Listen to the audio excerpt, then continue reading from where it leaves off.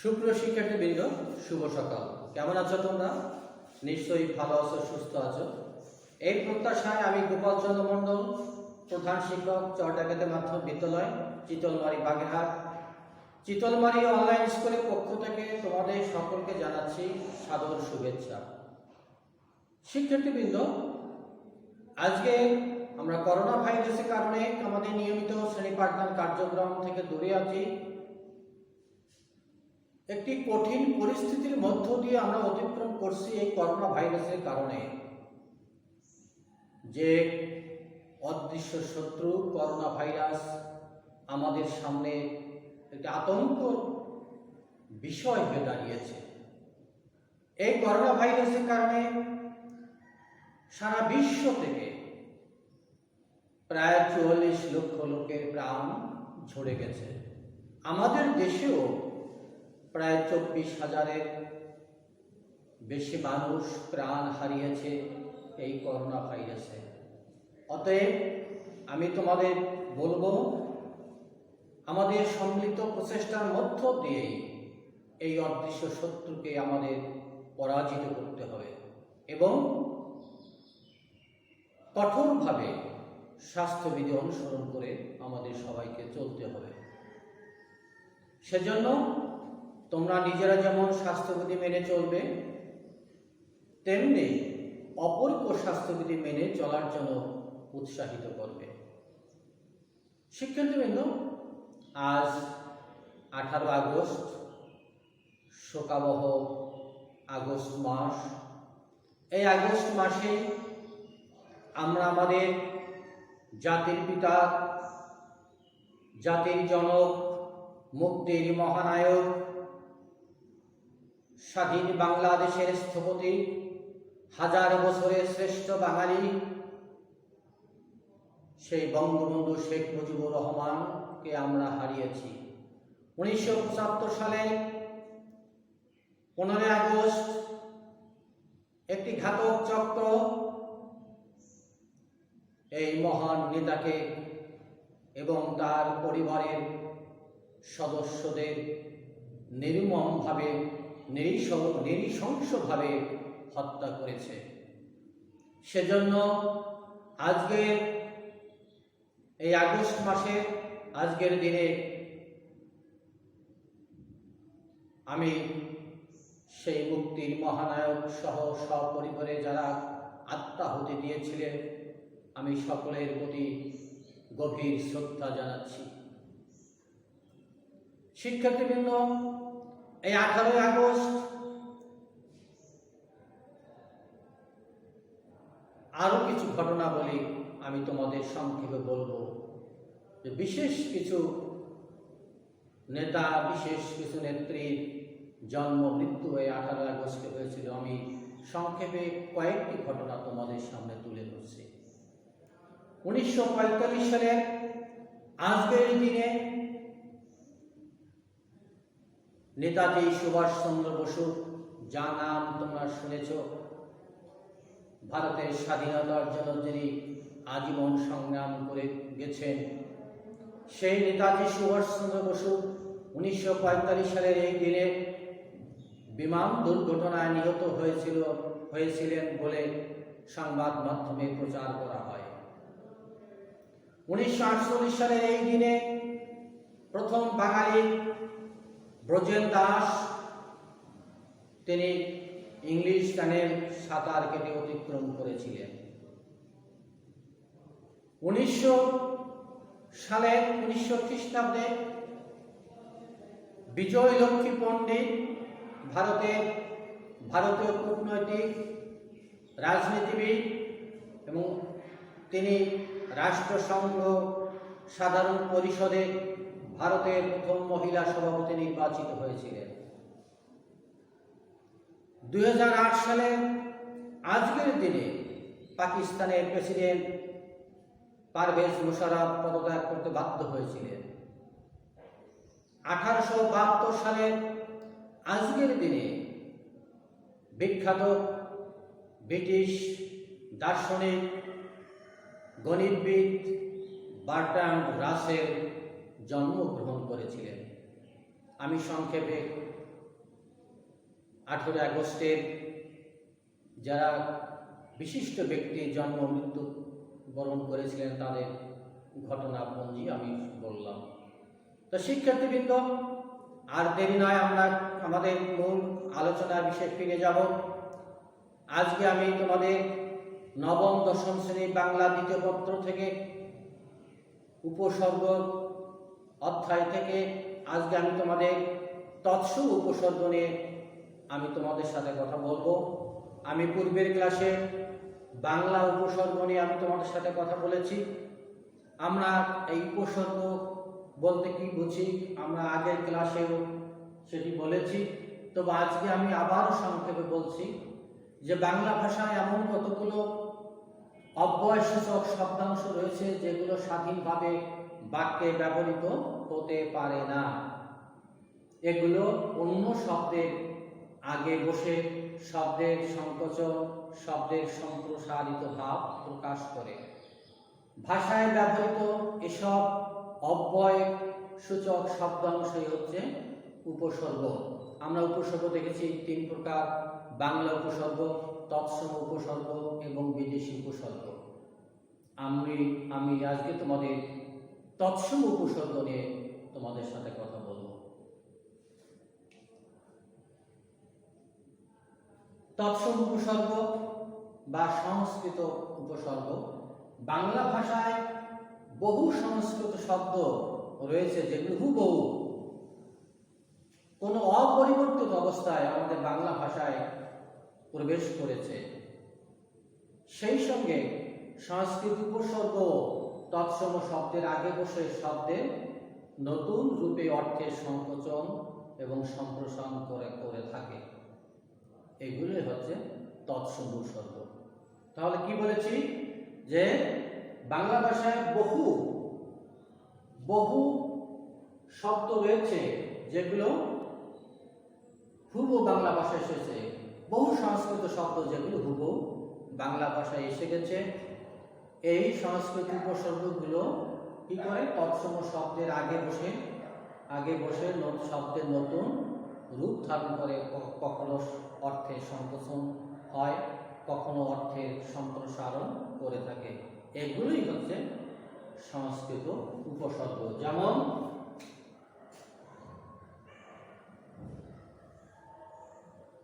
আকণ্ঠ, আমরণ,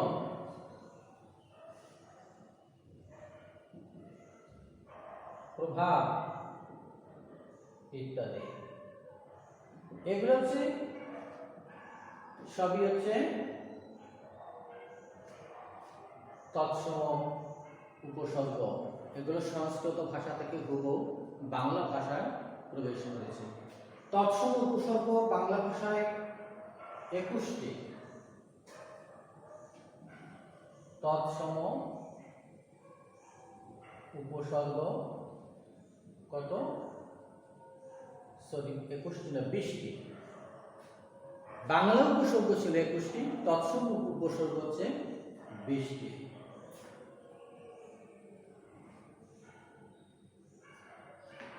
এই তৎসম 20টি কি কি?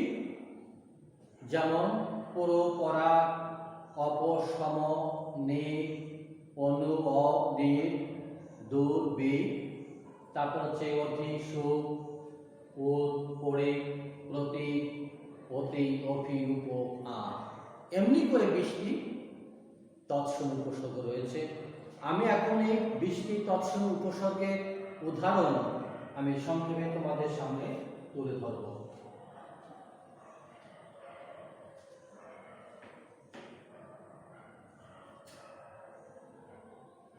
প্রথমে দেখো কি বলছে 20টি উপসর্গ। প্রথম হচ্ছে প্র, তৎসম উপসর্গ। এ দিয়ে যে নতুন শব্দ গঠিত হয় সেগুলো তার কয়েকটি বলছি। যেমন প্রভাব, প্রচলন, প্রভাব, প্রচলন। আর কি হতে পারে? প্রকার, প্রসিদ্ধ, ইত্যাদি। তাই প্ররোধী হচ্ছে প্রভাব, প্রচলন, প্রতাপ, প্রসিদ্ধ ইত্যাদি। তো পূর্ব পরে কি বলছিলাম? পরা, পরা তৎসম উপসর্গ। এর দিয়ে কি কি হতে পারে? পরা দিয়ে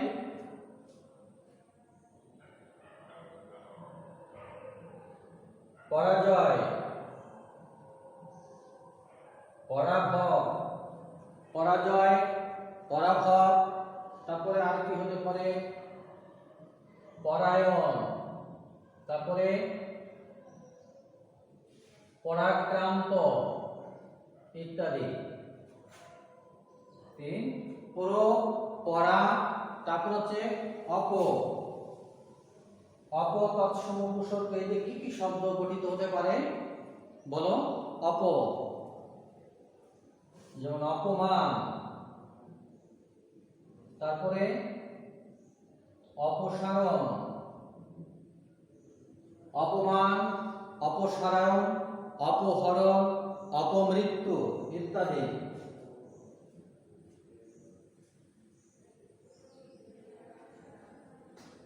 তাহলে পর, পর, পরা, অপ। এরপরে কি? চাই হচ্ছে সম, সম উপসর্গে কি হতে পারে? যেমন সম্পূর্ণ, তারপরে সমাগত, তারপরে সমাদর ইত্যাদি। তাহলে সমদে কি হতে পারে? সম্পূর্ণ, সমাগত এবং সমাদর। পাঁচে পুর, পরা, অপ, সম, তারপরে নি, নি উপসর্গ দিয়ে কি কি হতে পারে?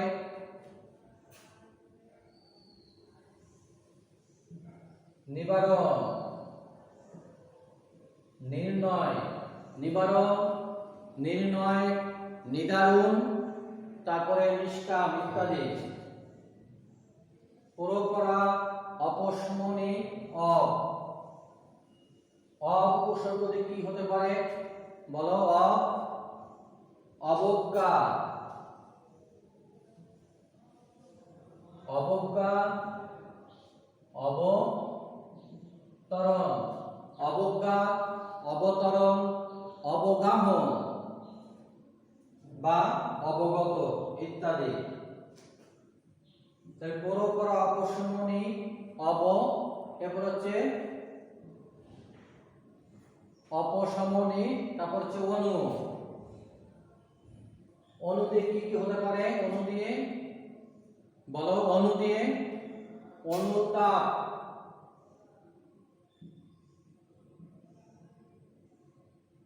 অনুতাপ হতে পারে। তারপরে কি হতে পারে? অনুবাদ, অনুশীলন ইত্যাদি। অনুশীলন বা অনুকূল। পুরোপুরো অপশমনী, অপ, অনু, এরপর হচ্ছে নি,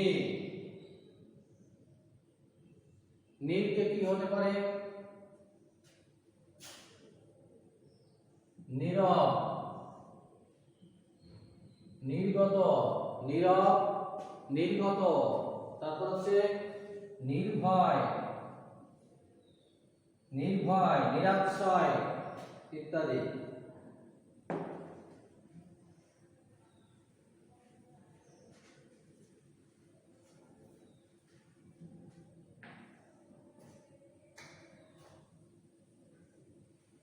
এরপর আসতেছে দূর। দূরতে কি কি শব্দ হতে পারে? দুর্ভাগ্য, তারপরে দুর্ভাগ্যের পরে কি? দুর্নাম,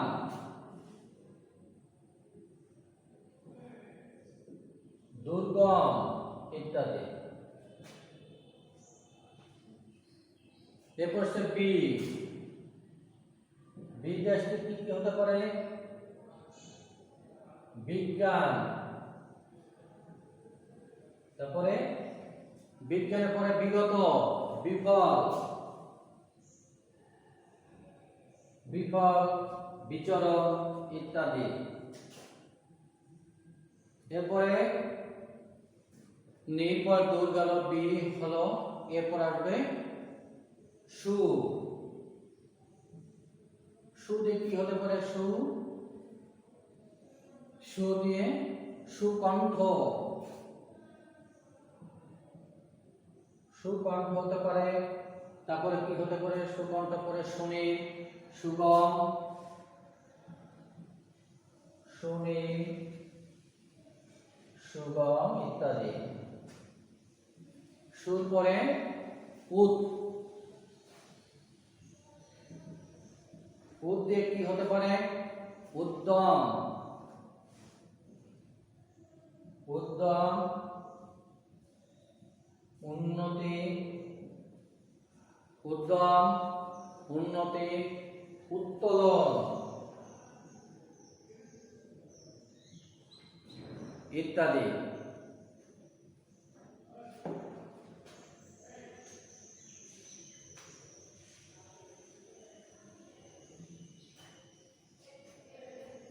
তাহলে আমরা উদ, এরপর হচ্ছে অধিক। অধি দিয়ে কি কি শব্দ হতে পারে? অধিক, অধিকার,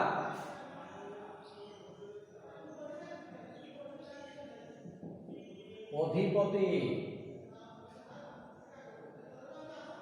অধিকার, অধিপতি। তারপর হচ্ছে অধিবাস, অধিবাস ইত্যাদি। অধি পরে আসতেছে পরি, পরিধি কি কি হতে পারে? পরিপূর্ণ, পরিপূর্ণ, তারপরে পরিপক্ক ইত্যাদি। পরিপক্ক হতে পারে, পরীক্ষা হতে পারে, পরীক্ষা,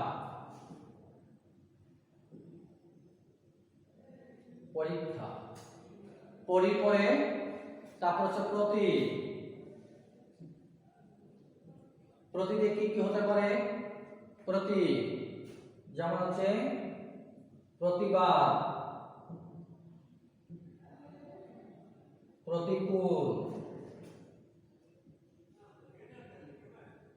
প্রতিধ্বনি।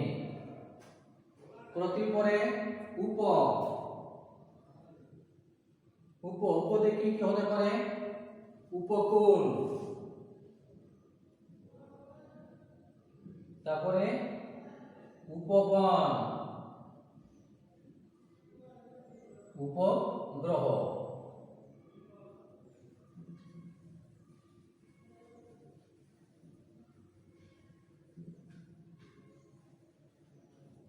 এর উপর পরে আমরা অভি,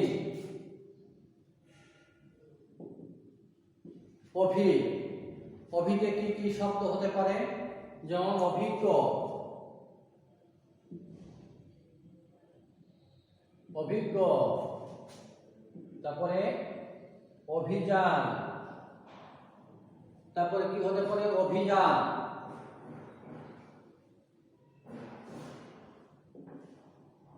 অভিশাপ ইত্যাদি। অভিজ্ঞ, অভিযান, অভিশাপ ইত্যাদি হতে পারে। তারপর হচ্ছে অতি, অতীতে কি কি হতে, কি কি শব্দ হতে পারে? যেমন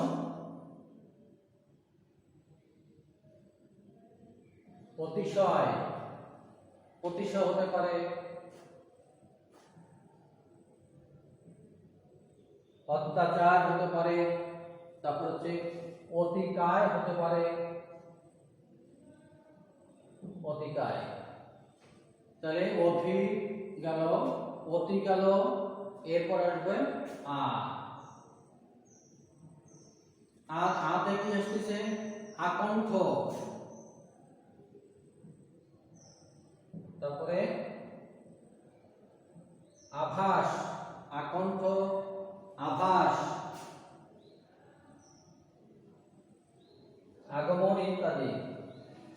আর এরপরে আসতেছে ওপি, সর্বশেষ ওপি, ওপি দিয়ে ওপি নিহিত, ওপি নিহিত, ওপি নিহিত।